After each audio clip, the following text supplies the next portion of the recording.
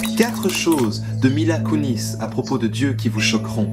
Premièrement, la Bible est pleine de grandes histoires intéressantes. Quel est votre avis sur le sujet biblique? Car c'est un sujet qui préoccupe beaucoup de gens. Je ne suis pas religieuse et ça me va bien. Je pense que ce n'est pas vraiment à propos de la religion, mais plutôt de la foi et de l'espoir. La Bible est simplement un ensemble d'histoires destinées à vous inspirer et à vous améliorer. Lorsque vous analysez, le problème survient. En réalité, la Bible est composée de nombreuses histoires merveilleuses. Cela peut vous surprendre, mais je suis en fait d'accord avec Mila Kunis. Je crois qu'il y a beaucoup de gens dans le monde qui analysent trop la Bible en ce moment. Vous voyez, Dieu a créé la Bible et a rendu la Bible si simple que même un petit enfant peut la comprendre. Mais maintenant, sur ce point, je ne suis pas d'accord avec Mila Kunis. La Bible est remplie non seulement de grandes histoires, mais aussi de grandes histoires vraies. Vous voyez, mon expérience en parlant aux gens dans la rue au cours des 10 dernières années est que les gens croient à tout, sauf à la vérité. Écoutez ça. Il viendra un jour où les gens ne toléreront pas la saine doctrine. Au lieu de cela, pour satisfaire leurs propres désirs, ils rassemblent un grand nombre d'enseignants pour dire ce que leurs oreilles démangeaisantes veulent entendre. Ils détourneront leurs oreilles de la vérité et se tourneront vers le mythe. Si vous n'êtes pas chrétien, puis-je vous poser cette question? Avez-vous l'impression que des chrétiens comme moi vous prêchent constamment notre message? Eh bien, si vous le croyez, je peux le dire doucement.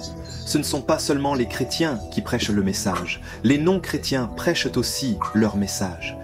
Oprah Winfrey veut envoyer le message que l'univers vous sauvera. Elon Musk dit que la technologie va vous sauver. Jeff Bezos parle de la technologie comme solution. L'argent va vous sauver. Richard Dawkins dit que la science va vous sauver. Greta Thunberg souligne que la nature est notre sauveur. Beyoncé montre la puissance de la musique. Kevin Hart pense que le rire est salvateur. Chacun a un message unique. Mais lorsque nous disons que notre message est que Jésus-Christ est mort pour les pécheurs sur la croix, cela reste notre seul espoir. Comment réagissent les gens? Est-ce qu'ils prennent cela au sérieux? Vous plaisantez? Comment un charpentier vieux de 2000 ans peut-il sauver quelqu'un en saignant sur la croix?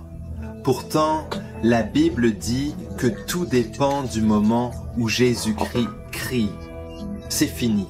J'ai payé le prix des pécheurs. Si vous pensez que la croix du Christ n'a aucun sens, vous savez quoi? En fait, vous êtes décrit dans ma Bible parce que le message de la croix est stupide pour ceux qui périssent. Mais pourquoi? Ceux qui ont été sauvés, c'est le pouvoir de Dieu. Troisièmement, la vie est éphémère. Mais je me demande si vous êtes déjà allé au cimetière et avez pensé « Oh, la vie est si courte, alors vous devriez... » C'est précisément ce que je pensais. Dis, as-tu déjà réfléchi à la mort en profondeur? Comme quoi? Que pensez-vous qu'il arrivera après votre mort, toi? La mort? Je savais que tu allais mourir. Toi, tu ne mourras plus. Hormis pour respirer doucement. Oui, je connais le matériel, mais qu'en est-il de la métaphysique? Pensez-vous que vos pensées et comportements changeront? Tu crois en Dieu. Il y a quelques années, j'étais assis dans le jardin de ma mère et nous avons commencé à parler de l'âge. Et je me souviens que je n'oublierai jamais. Elle m'a regardé très sérieusement et a dit « Tu sais, Joe, j'ai cligné des yeux, j'ai 50 ans. » Je me demande s'il y a quelqu'un qui regarde cette vidéo en ce moment et qui peut dire ce que la Bible dit. Quant à l'homme, ses jours sont comme l'herbe, comme les fleurs des champs. Alors, il prospère parce que le vent souffle à travers elle. Elle disparaît et sa place ne se souvient plus d'elle. La vie est extrêmement courte. Aujourd'hui, nous sommes forts, mais demain, nous serons fragiles. Lorsque nous nous regardons dans le miroir tous les jours, nous sommes rappelés que nous sommes en déclin, que nous ne sommes plus jeunes et que la vie passe de plus en plus vite. Pouvez-vous penser à une star du sport qui puisse jouer jusqu'à sa quarantaine ou sa cinquantaine? Non, leur meilleur âge est dans la vingtaine ou la trentaine. Ensuite, quand ils ont fait tout ce qu'ils peuvent pour leur équipe, ils sont abandonnés et souvent rapidement oubliés. Beaucoup d'hommes et de femmes donnent tout ce qu'ils ont. C'est l'entreprise ou l'entreprise pour laquelle ils travaillent.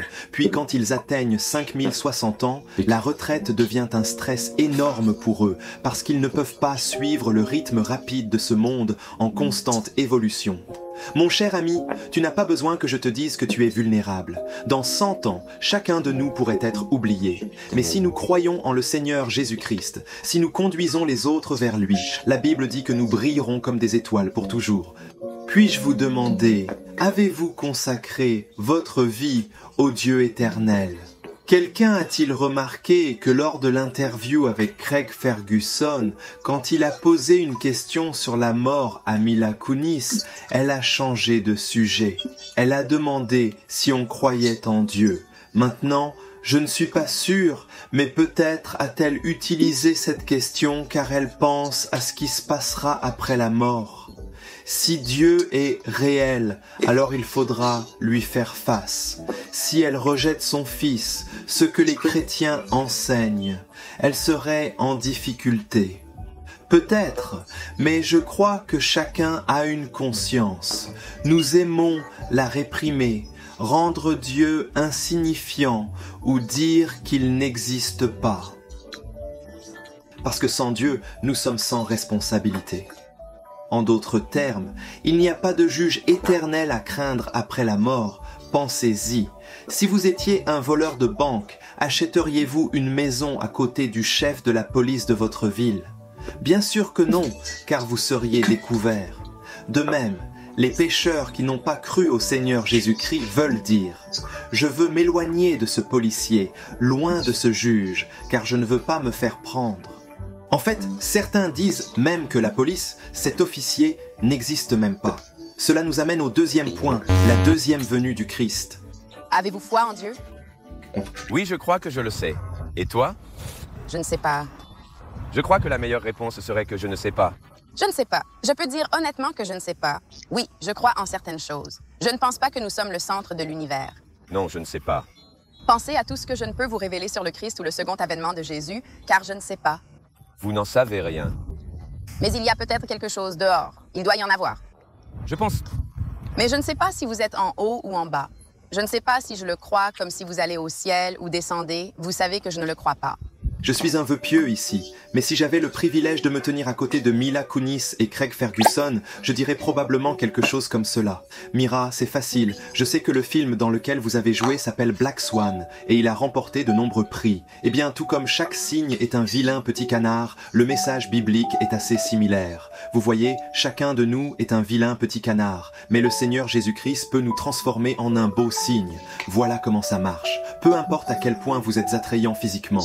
Je connais Mila Kunis, vous avez remporté de nombreux prix en tant que la plus belle femme du monde.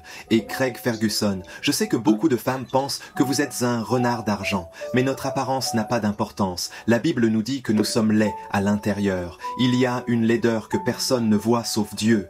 Nous mentions tous. Nous avons tous des idées méchantes et cruelles à propos des gens. Si on poignarde quelqu'un dans le dos, on est en colère. Nous faisons des choses honteuses en secret et avons de mauvaises pensées que les autres ne connaissent pas. Cette laideur dont je parle, la Bible appelle le péché. Sur la croix, notre laideur, le poids de la laideur intérieure de chacun a été placé sur Jésus-Christ. Jésus est mort le plus horriblement, si horriblement, que je crois que si nous le voyions, beaucoup d'entre nous ne regarderaient pas son corps plus de quelques secondes. Sa barbe a été arrachée. Il a une couronne d'épines sur son crâne, ses mains et ses pieds étaient cloués, il y avait une lance à côté de lui. Il était couvert de poussière, de sang et de salive. Ce sont les gens les plus mignons. Quiconque marche sur cette terre meurt la plus cruellement.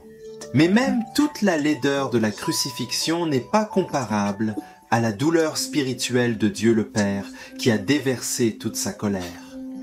Il a mis le fardeau de nos péchés sur Jésus, écrasant le Christ là, afin que nous puissions être pardonnés. Donc, n'importe quel homme, n'importe quelle femme, qui exprime d'une manière ou d'une autre ce désir, ce sentiment de gratitude, que tu es mort pour moi. Jésus, merci, ayant pitié de moi. Peu importe ce que tu dis, c'est le cœur qui compte. Si quelqu'un veut le faire, alors Dieu peut transformer ce pécheur en cygne. Il peut les rendre belles parce que le Christ a enlevé notre laideur, mais nous a donné sa beauté. Il a pris nos péchés, le chiffon de nos péchés, et l'a revêtu sur la croix. Il nous a donné son magnifique manteau de justice, sa gentillesse, son enregistrement parfait, et a dit « Voilà vous, c'est mon cadeau pour toi, si tu veux l'accepter. » Il y a de nombreuses années, il y avait un noble gentleman, un homme nommé Sir Roger Bolton, qui se rendit un jour au marché dans un endroit appelé Colchester, dans le sud de l'Angleterre, et il était vraiment heureux. Tu sais à quel point c'est juste. Il s'amuse à manger de délicieuses nourritures, à regarder les jongleurs et les clowns. Puis il entendit les cloches de la ville comme un enfant le ferait, et il en compta le nombre 1003, 405, 6, 7, 8, 9, 213. Quand il se tenait là et se demandait si je suis fou, il a vu un autre homme juste derrière lui. Il m'a dit « Excusez-moi, monsieur, vous l'avez entendu aussi ?» « Vous avez entendu cette cloche sonner 13 fois ?» Le petit homme dit « Oui, je l'ai entendu aussi. » Je pensais que j'allais devenir folle. Sir Roger Bolt, il n'y a pas beaucoup réfléchi, mais il l'a écrit dans son journal à Colchester aujourd'hui, et l'horloge a frappé 13 fois. Quoi qu'il en soit, il est parti et est rentré chez lui. Quelques mois plus tard, il était allongé dans son lit, et il entendit cette voix si forte et si claire qu'elle disait « Allez à York, allez à York. » Que se passe-t-il, pensait-il? C'est ridicule. J'ai entendu des bruits dans la nuit. Quoi qu'il en soit, il est retourné dormir. Le lendemain matin, il ne pouvait pas oublier cette voix. « Allez à York. »« Allez à York !» Alors il dit à ses hommes « Allez, mettez le cheval, je ferai mieux d'aller à York. » Quelques jours plus tard, il arriva à York. Quand il est arrivé là-bas, il a vu une grande foule devant le palais de justice. Alors il s'est arrêté devant la foule et il a dit « Désolé, que s'est-il passé ? Qu'est-ce qui se passe ?» L'homme dit « Oh, tu n'as pas entendu la nouvelle ? Il y a un grand procès en cours, un procès de meurtre. Et aujourd'hui, c'est le dernier jour, et nous voulons tous savoir comment ça s'en est passé. » Sir Roger Bolt, il a suivi les gens dans la salle de justice, puis il a entendu cette voix très autoritaire dire ceci. « Avant de vous déclarer coupable, avez-vous autre chose à dire ? » Votre honneur, je ne suis pas coupable. Je suis à plus de 100 km de York. J'étais à Colchester et j'étais debout là. Et il y avait quelqu'un à côté de moi. Et nous avons tous entendu la cloche sonner 13 fois. S'il était là maintenant, il prouverait mon innocence. Les yeux de Sir Roger Bolt s'illuminèrent et il cria de la plus forte voix possible. « Je suis le gars. Maintenant, je sais comment je dois arriver à York. Je l'ai écrit dans mon journal. Cet homme dit la vérité. Il est vraiment là. » Le juge a donc regardé le journal et il y avait un petit chuchotement. Puis le juge a dit « très innocent ». Quoi qu'il en soit, le petit homme sortit de la cour avec Sir Roger Bolt. Le petit homme leva les yeux vers Sir Roger Bolt et dit « Vous savez, personne au monde ne peut me sauver à part vous. Personne au monde entier ne peut me sauver, sauf toi, mon cher et précieux ami. Personne dans le monde ne peut vous sauver, seulement le Seigneur Jésus-Christ. Aujourd'hui, je t'en supplie, viens vers lui. Il vous aime, il veut vous sauver, il n'a épargné aucun effort pour mourir sur la croix afin que vous puissiez être pardonnés. Ne tardez pas plus, viens le voir maintenant. La dernière chose que Mila Kunis et Craig Ferguson ont dit à propos de Dieu est que Dieu est trop grand pour moi. Oui. Il est difficile de croire que si quelqu'un était assez grand pour créer l'univers entier, il se soucierait de la nourriture que vous avez mangée sur quel jour. Oui. Pas du tout. Ce n'est pas une personne qui voit les choses en grand. Je ne pense pas. Je crois que vous avez des préoccupations plus importantes, effectivement. Je crois que l'une des plus grandes tragédies du monde est quand nous croyons les mensonges que le diable nous dit, que Dieu est trop grand et qu'il est trop loin pour se soucier de nos inquiétudes. C'est tellement irréel. La Bible dit que nous devons mettre toutes nos préoccupations sur lui, parce qu'il se soucie de vous. Dieu se soucie de vos besoins. Vous trouverez peut-être que c'est petit. Vous pourriez, et je pense que cela n'a pas d'importance, mais la Bible nous enseigne que Dieu se penche. Il écoutait attentivement les cris des enfants. Mais vous pourriez dire, Joe, que j'ai crié à Dieu pendant des années et qu'il n'a pas répondu à mes prières. Eh bien, il y a peut-être une raison. Il y a peut-être une raison pour laquelle vos prières sont bloquées par le ciel. Si vous voulez en savoir pourquoi, écoutez ce message immédiatement. S'il vous plaît, abonnez-vous si vous ne l'avez pas déjà fait. Je suis heureux de pouvoir continuer à prêcher la Bible à des gens comme vous, parce que je ne suis qu'un mendiant qui dit aux autres mendiants où trouver du pain. Que Dieu bénisse tous et merci de regarder.